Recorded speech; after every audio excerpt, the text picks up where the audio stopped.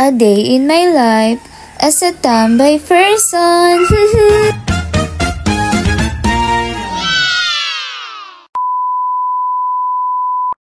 Gumising ako ng maaga kasi may pupuntahan kami. And kasama ko nga pala dyan ang aking pinsan na si Ate Jeline. A few moments later. So, ayun guys, andito na nga kami sa Barangay Tigdinan. Grabe, ang dami na ring nagbago. Pero yung jowa mo, hindi pa rin nagbabago. Huy! Grabe siya. So, ayun guys, naglalakad na nga kami niyan papunta sa Rocco Farm. And ito na yung mga nangyari.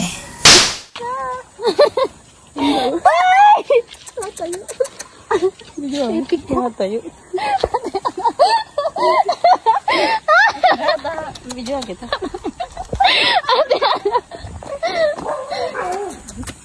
Dadalhin kita. Selma! Sinasalubong kami ng aso mo. Sinasalubong kami ng aso! Chut! Ay!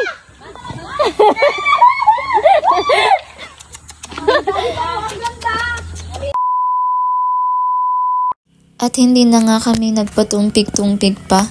Naghukay na kami ng uod na nakatira sa lupa. Sila kasi yung pain para makahuli ng isda. Ang tigas ng lupa dyan pero mas patigas yung ulo ko kaya kaya ko to.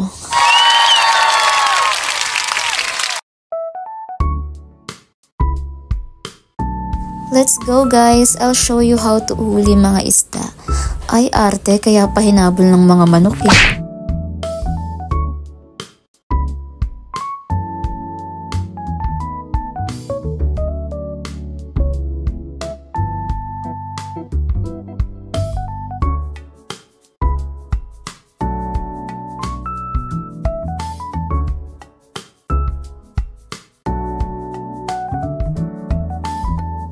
At sa mga oras na nga niyan ay tuwang-tuwa kami kasi may mga nahuli na kaming isda.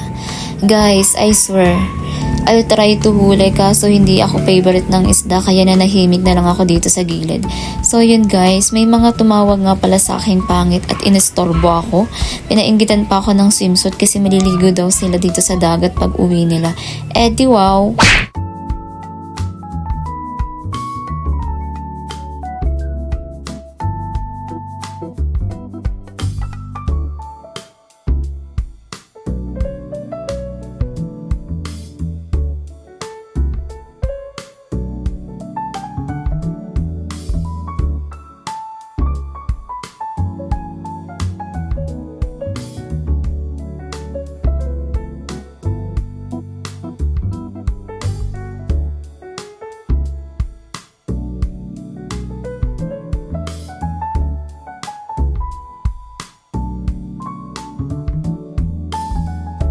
A few moments later.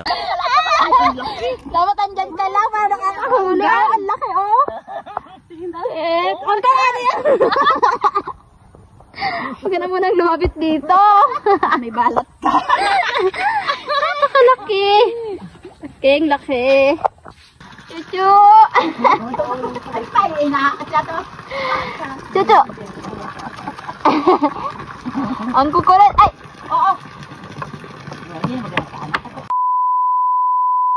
So, ayun guys, dahil nga mainit, dito muna kami pumesto sa kabilang fish pan na may bahay sa gitna.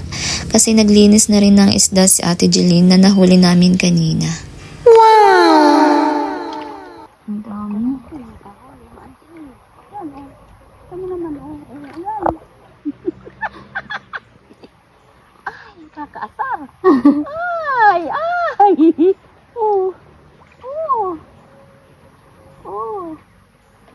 Yan. Binibigyan na nga ay ayaw pa. Ay! Ano ba yun? Mali, ang nabali eh. Ay, maawa naman kayo. Noni ko, magpahuli naman kayo. Oo, yan. Oh, tingnan mo naman ang klase. Oh. Ay, noni ko, magpahuli naman kayo. A few moments later. Kaya nga mag-aano tayo. Sige, di.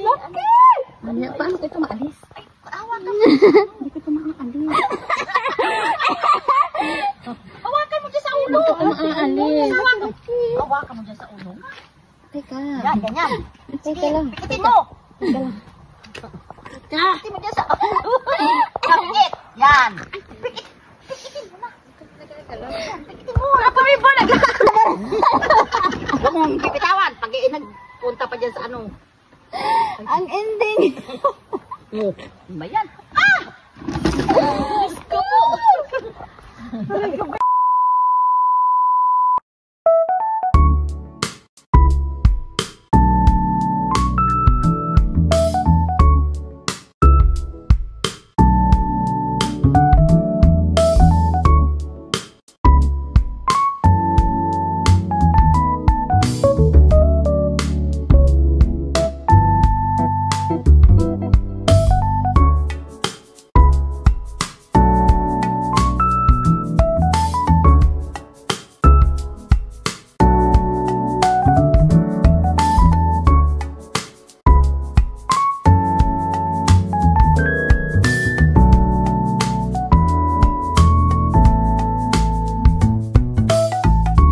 And syempre, after ko mag-ayos, kailangan na namin umuwi guys kasi pahapon na rin.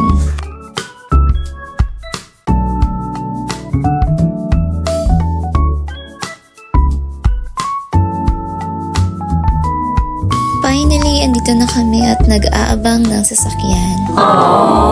Nakauwi na ako guys. Yun lang for today's video. Thank you for watching. Bye!